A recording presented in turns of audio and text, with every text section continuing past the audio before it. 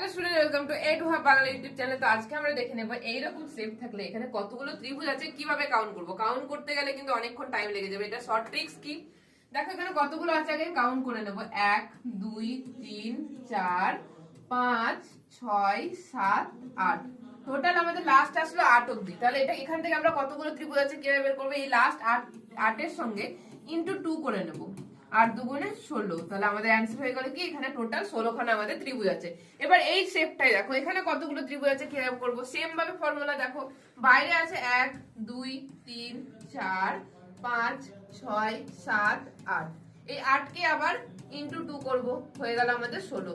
But দেখো ভেতরেও কিন্তু আরেকটা শেপ আছে। এখানে দেখো এখানে কতগুলো করতে হবে, 1 2 3 4 5 6 7 8।